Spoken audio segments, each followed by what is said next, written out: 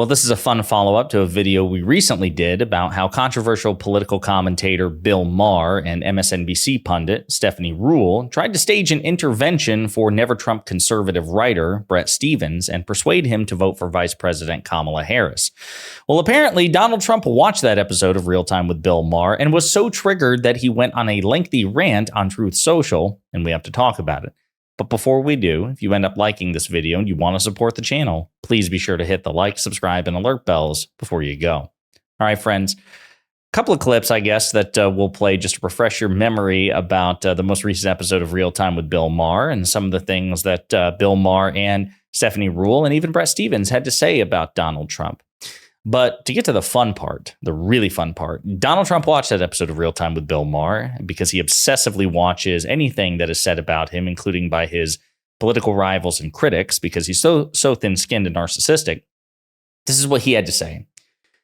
The ratings challenged Bill Maher on his increasingly boring show on HBO is really having a hard time coping with Trump derangement syndrome. He is a befuddled mess, sloppy and tired, and every conversation would be in C-list guests seems to start with or revert back to me. This week, he had dumb as a rock bimbo Stephanie Ruhle from MSNBC on the show, along with a Trump-hating loser, Bret Stephens, who seemed totally confused and unsure of himself, very much like Maher himself. Stephens should find himself another line of work because I'm driving the failing New York Times absolutely crazy, and it is very hard, perhaps impossible, for a writer to write well of me without suffering the wrath of the degenerate editors who, with a push from the top, have gone insane. They apologized to their readers in 2016 for their complete and total miss, and they'll do it again in November. The failing New York Times is a badly run, quote, newspaper, end quote, that has totally lost its way, put it to sleep. Yeah, so that is absolutely not the incoherent, hypocritical screed of a man who's clearly not triggered, right? Of course he is. Of course he's triggered. He's absolutely triggered. So fragile. And this is part of the reason why Bill Maher loves to troll him as much as he does. But not the first time that Trump has publicly complained about MSNBC and Bill Maher. It's a recurring pastime of his to just vent because he can't handle any sort of criticism. And I love it. It's always fun to point out when Donald Trump gets triggered because it helps undermine this notion, this myth that Donald Trump is a strong figure. He's not. He's weak. He's fragile. He's effortlessly manipulated and baited and prodded and poked because, again, he exudes insecurity more than any politician we have ever seen. But let's revisit or look at some of the things that were said by Bret Stephens, again, a conservative, Never Trump New York Times columnist, Stephanie Ruhle, who is an MSNBC pundit, and Bill Maher during the course of their conversation. It's not too much to ask Kamala, say, are you for a Palestinian state if Hamas is going to run that state? Okay. Yes or no? And let's say you don't like her answer. Are you going to vote for Donald Trump? No, I'm not. Kamala I just said I'm not going to vote for her. Harris is not running for perfect. She's running against Trump. We have two choices. And so there are some things you might not know her answer to. And in 2024, unlike 2016 for a lot of the American people, we know exactly what Trump will do, who he is, and the kind of threat he is to democracy. I don't know. So it's unclear to me how there could be an informed.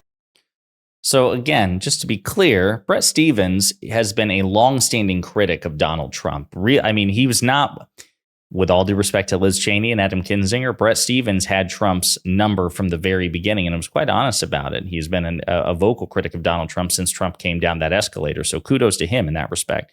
But Stephanie Ruhle is visibly frustrated, and I don't blame her because it's like, well, given that you correctly identified Trump for the loser and threat that he was before he became president, and then you went through that entire election cycle, then 4 years of the Trump presidency, and then 4 years of him campaigning for the presidency again, it's a lot of time to really understand how incomparably unfit Donald Trump is for the White House. Genuinely, both in terms of temperament, intellect, record, aspirations, character. Donald Trump is just uniquely unqualified.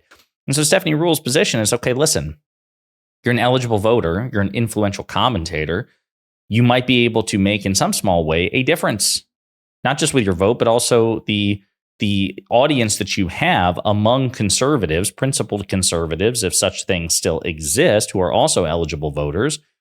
You could help swing the election. And a responsible person, in my opinion, who's an eligible voter, should vote for the better option, the better viable option. And there's only one viable option other than Trump: Kamala Harris, the vice president of the United States. And she is better. She's smarter than Trump. She's more qualified than Trump. And to the extent that a conservative, never Trump Republican like Bret Stephens has issues with her on policy, again, I would just redirect him to Liz Cheney, whom I imagine he respects quite a bit, who voted with Trump 93% of the time when she was a sitting member of Congress and he was the president. She has said it before. She'll say it again, I imagine. They can survive. Republicans can survive 4 years of quote unquote bad policy. Now, I imagine that the Democratic policy will be quite good, given that Democrats are just objectively far better on policy than the Republicans. But be that as it may, if your position is, listen, their policies aren't conservative, ergo, I don't think they're good policies, well, you can survive 4 to 8 years of bad policy, particularly in divided government, which is very likely, right? The Republicans enjoy a supermajority on the United States Supreme Court.